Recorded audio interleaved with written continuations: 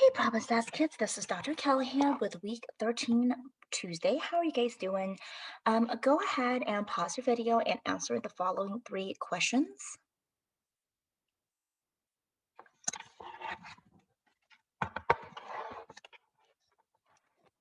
To put things into perspective as to where we are in this at this point of the game, this is going to be week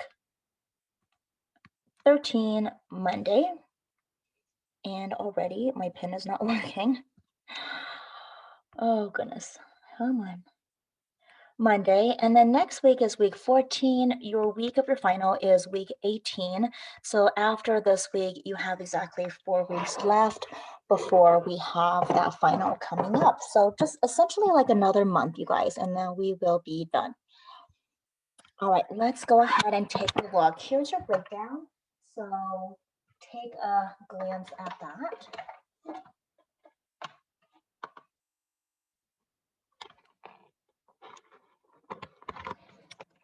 Should probably go ahead and modify that a little bit because you are not going over absolute value functions. You are going over standard deviation in the bell curve. So let me change that.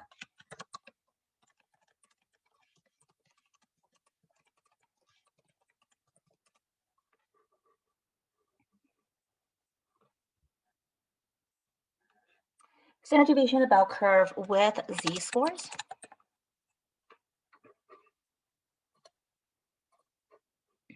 Okay, much better. All right, so with that said, if you're in my class, you'll be receiving this piece of paper in front of you. It's going to be front and back, and it's going to be kind of like a review with some things, but then other time we're going to go over and learn how to relabel, etc. when it comes to doing things with the bell curve. So with that said, let's go ahead and get started. If you're at home and you don't have access to this, you can just go ahead and pause the video and just show the work on the specific examples that we go over. On the back of it, you should have this page right here. And again, it is a breakdown of all the different type of questions that we've talked about so far with statistics. Okay, so first things first, I'm gonna have you guys go ahead and pause the video. And during this time when you're pausing the video, you are going to Google or write down your own definition of what is the mean, median, mode, and range. And when we are done with that, I want you to find the mean, median, mode, and range of these numbers right here. And lucky for you, I've already arranged them in order from smallest to biggest. So go ahead and do that.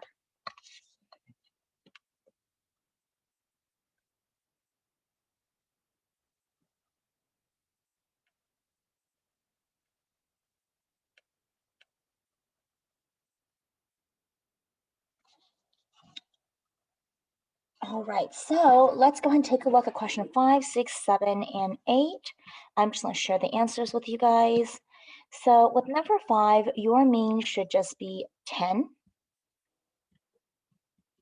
Your median should be 10.5. Your mode should be 11. And your range is the biggest minus the smallest number, which is just 16.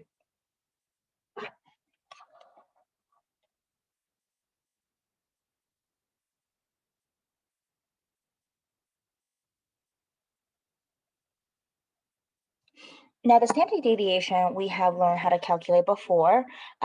You could go ahead and actually just insert this into your calculator, and there's a button there that's going to calculate it for you, and it's going to give you a 5.22.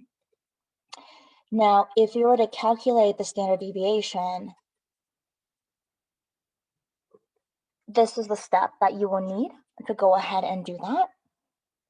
You do, however, need a few information there.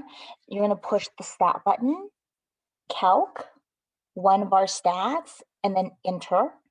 And once you understand the list, find the value of the each term. Your mean is a 10, 5.22, median is 10.5, range is 16.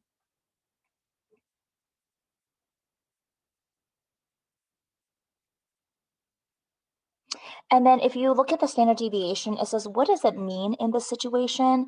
It means that the scores, because it's a fairly small standard deviation, are pretty close together.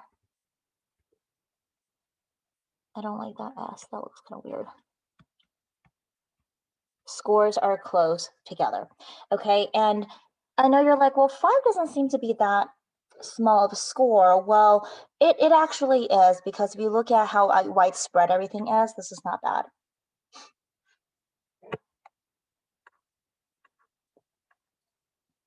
Okay, next what I want you guys to do is take a look at these sets of numbers right here and go ahead and find the following. Pause the video.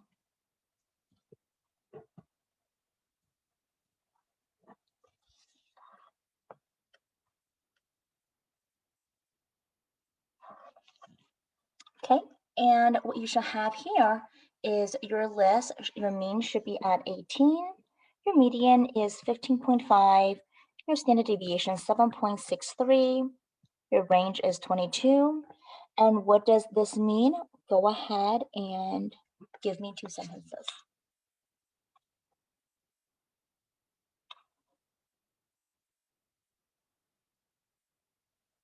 Oh, you know what? I just realized I totally gave you the wrong answers here.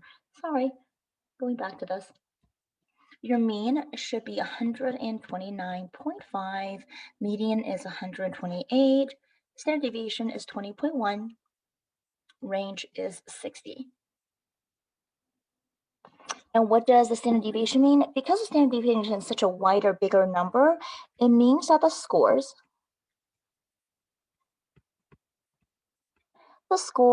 are more spread out.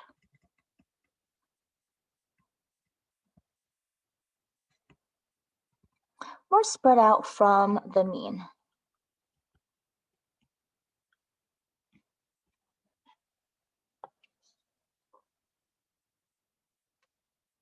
All right, so then we're going to go ahead and kind of jump over to the normal distribution worksheet, which is right over here. All right, so let's take a look at question number 1. It says a set of data has a mean of 45 and a standard deviation of 8.3, okay? And it is normally distributed from the mean. If it's at 1 standard deviation from the mean, what that means is you are going to take 45 plus 1 standard deviation, which is 8.3, and that is going to give you 53.3, which is going to be your answer. Number 2, if it's going to be 3 standard deviation from the mean, you're going to take 45 plus 8.3, but multiply it by 3, okay? Which is going to give you a 69.9, and that is your answer. Number 3 says it's 1 standard deviation from the mean, so you're going to take the mean and subtract just 8.3 once, which is going to give you a 36.7. For number 4, 2 standard deviation left side of the mean, or negative 2 standard deviation, minus 2 times 8.3, which is going to give you a 28.4.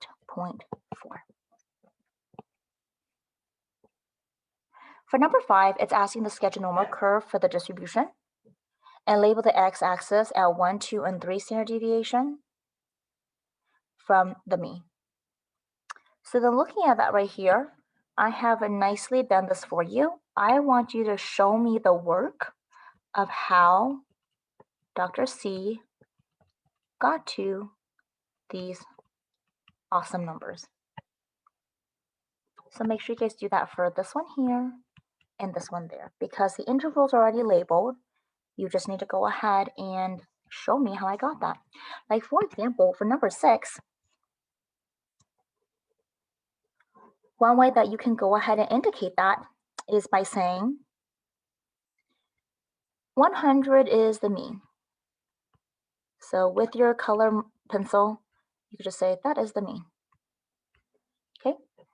Then on the right side is plus 1 standard deviation. So 100 plus 15.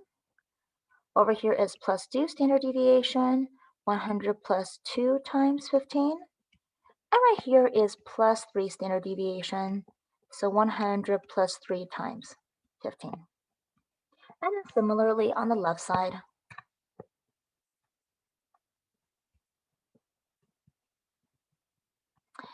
this will go ahead and be minus 1 standard deviation.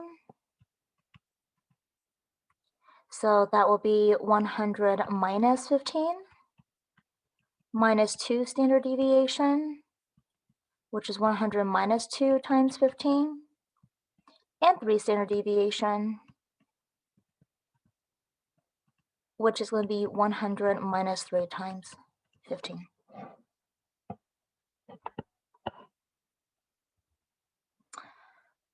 Go ahead and do the same for number 7, 8, 9, and 10, and just go ahead and label it.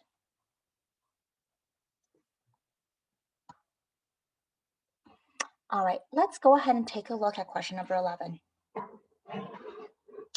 It's a sketch a normal curve for the distribution. I have actually already labeled it for you, and it looks like this. Okay, so question number 12 asks you, what is between 6 and 6.9? So if you look at 6 and 6.9, which is right here, what percentage is that? It looks like it is at 13.5%. Now I ask you, what is greater than 6.9? Greater means that it's going to be bigger than 6.9. So over here, you're looking at this piece right there. So it's going to be this percent plus this percent. So the two green parts, and your total is going to be at 2.5%. And remember, this is a positive 1 standard deviation, positive 2 standard deviation, positive 3 standard deviation. Number 14 says, what is between 4.2 and 6.0? If you look at the percentage there, it is going to be 68%. And lastly, what is going to be less than 4.2%, which is this piece right here, which means you are going to take 0.15, 2.35, 13.5, and you're going to add them all together, and that's going to give you a 16%.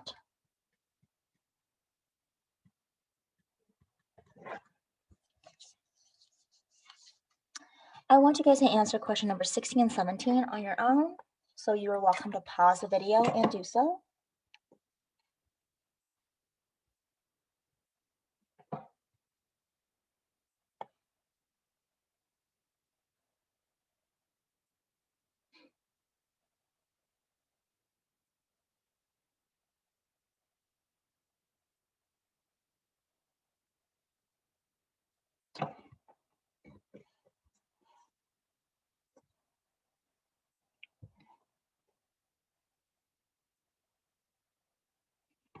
All right, and then next what I want you guys to do is take a look at number 18, A, B, and C. I'm gonna give you guys the answers. You need to go and show me the work as to how I got them, okay? Your answer for the first one, 6, 37, 156. So take a moment and see how I went ahead and get these three numbers.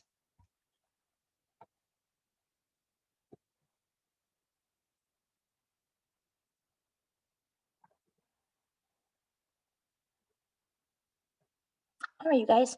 So then what I want you guys to do is go ahead and take a look at number 19, 20, 21, 22, and 23. See how far you guys can get with these questions and give it a try. Have a wonderful week. I'll see you guys next time. Take care.